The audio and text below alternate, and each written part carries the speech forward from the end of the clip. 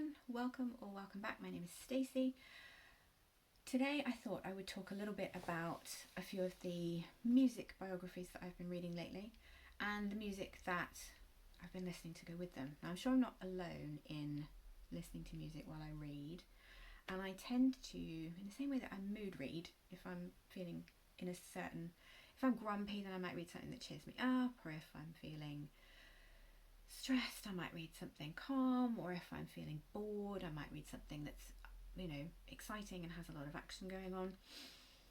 But I'll also pick music that goes with the book I'm reading, and certainly with music biographies, I will quite often gravitate towards putting on something by the artist that I'm reading about. So I thought I'd just talk about some of the stuff that I've been reading lately. So first up, I have Songbird by Lesley Ann Jones. This is a biography of Christine McVie. I was really excited about this. I'm a big Fleetwood Mac fan. I love Christine McVie's voice. I love her songwriting. She was fantastic, and I was really excited. I knew this biography was coming out before it was released, and I was really looking forward to it. Unfortunately, there isn't enough here.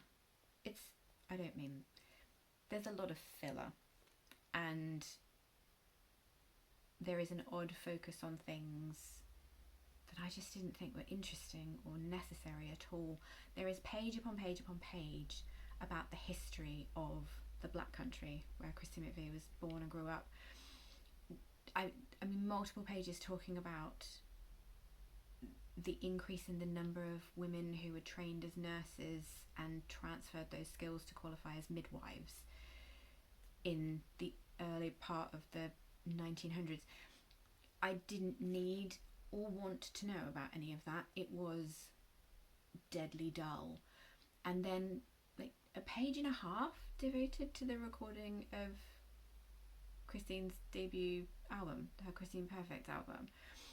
I don't understand how a music biography can spend so little time talking about the musical work of the subject that it's related to, and so much time talking about absolute nonsense. An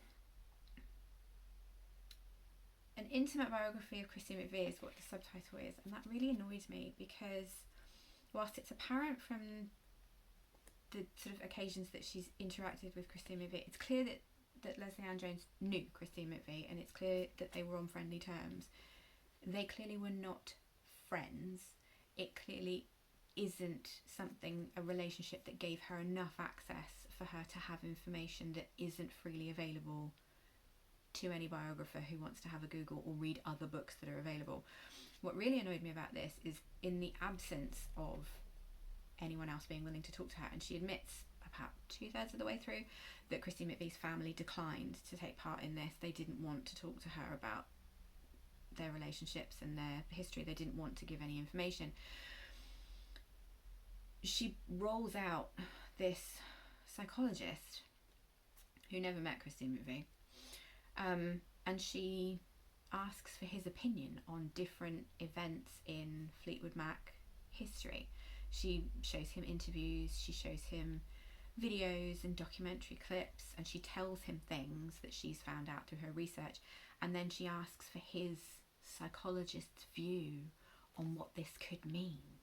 And it couldn't be any less relevant. It certainly isn't biographical.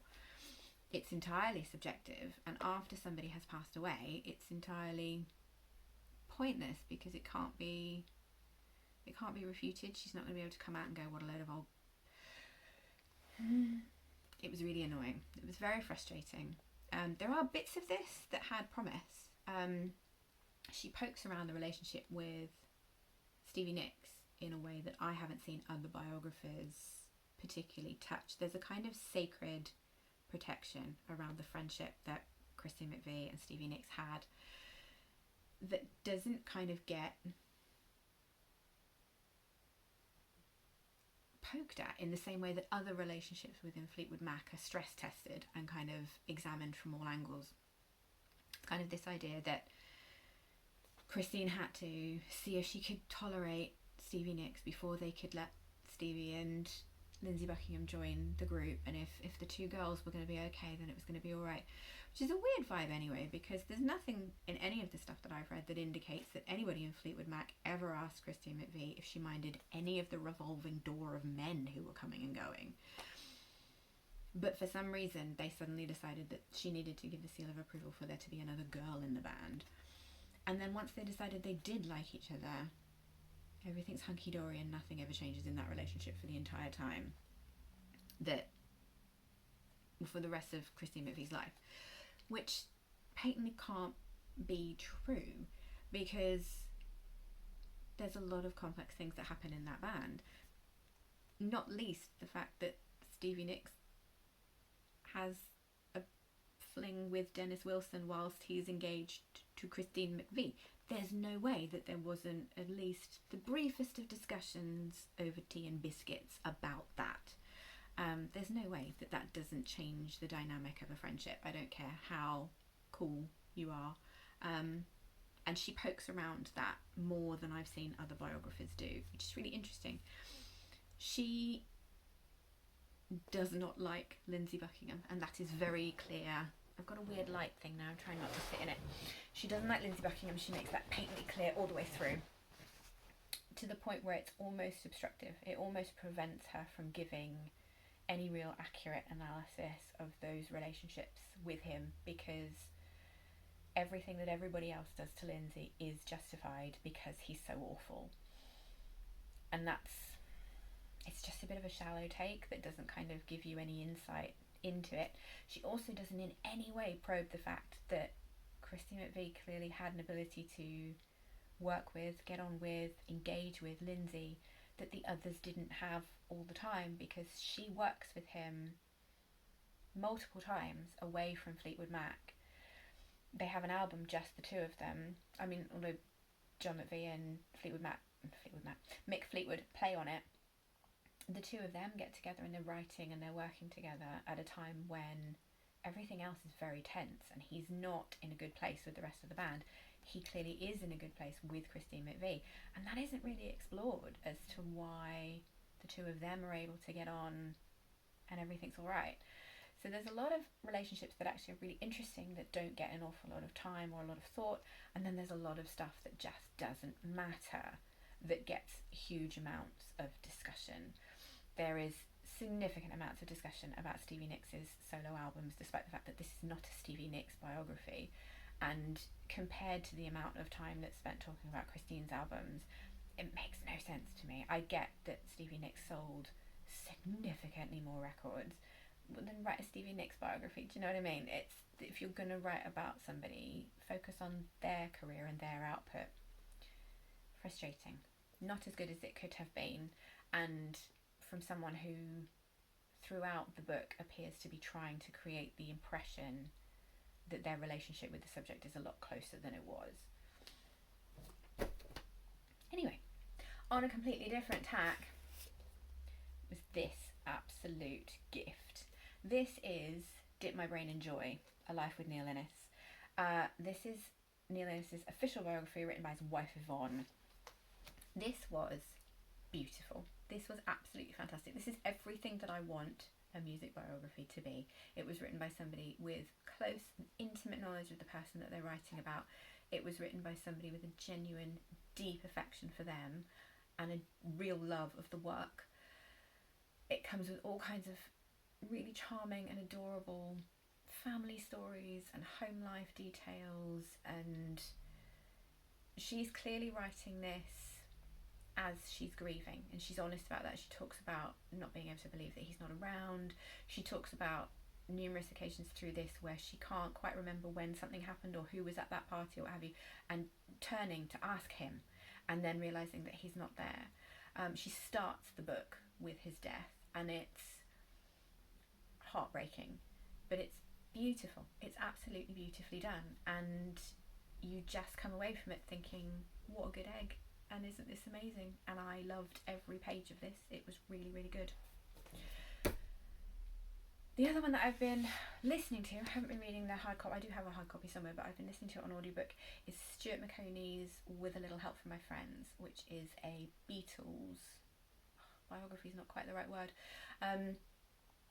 So there are so many books on the Beatles, so many, and I've read a good chunk of them. So I'm always looking for something that's a little bit different. There's a little bit of a spin on not just a standard chronology. And this one looks at the people in the Beatles story that helped them get where they where they got to. You know what I mean? The side players, the other characters in that story, and sort of looks at the background to those people.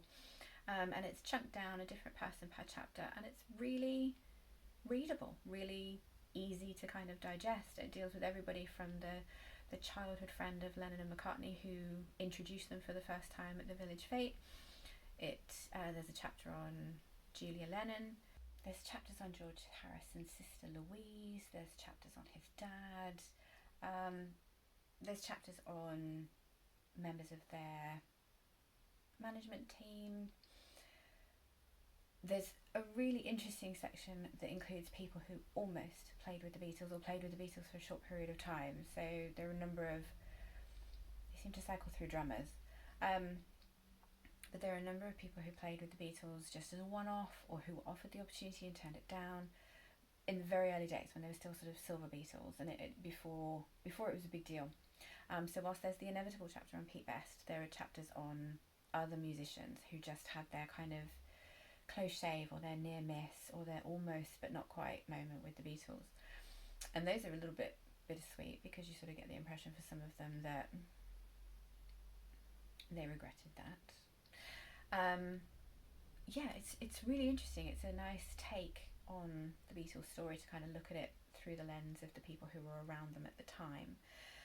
It's clearly written from the point of view of a fan. Stuart Maconie is very open about the fact that he's a Beatles fan. He talks about meeting Paul McCartney and being a bit starstruck, even though he was an interviewer and kind of doing it professionally. So it's not particularly, it doesn't take a particularly critical look at anything. The chapter on Julia Lennon in particular skims very carefully over any of the slightly more controversial, challenging aspects of Julia Lennon as a person, as a mother, and deals with her simply as a kind of footloose and fancy-free presence in John's life, who was taken too soon, which is true. It just isn't a particularly deep dive into a really complex character who had an immeasurable impact on her son and his approach to himself, his life, his own parenting. So it doesn't, you're not going to get any insightful revelations here, but in terms of just looking at things from a different perspective and kind of some cute stories, it's really fun. I can recommend. So whilst I've been reading those books, the things that have been on my turntable primarily are, let's have a look, what do we got? So first up, I have my Rutles album, because if you're going to read a book about Neil Innes, you can't not be listening to the Rutles for a good chunk of it. Similarly, if you're going to read a book about Neil Innes, you can't not be listening to the Bonzo Dog Doodah Band. For anyone wondering, my personal favourite song is Death Cab for Cutie, but Urban Spaceman is obviously a classic. And then, of course, Fleetwood Mac. I appreciate that this is Peter Green's Fleetwood Mac and not perhaps the era that everybody associates with Christine McVie, but I've got a real soft spot for early Fleetwood Mac. I particularly love Danny Cohen era Fleetwood Mac, and I love this album, and I listen to this album on the regular anyway, so it was, as much as, it's not that I don't enjoy Rumours or the second Fleetwood Mac album, it's not, that doesn't tend to be the stuff that I gravitate towards first. So this is what was on this week, and again, if anybody is interested, my favourite track on this album, it's a tough call.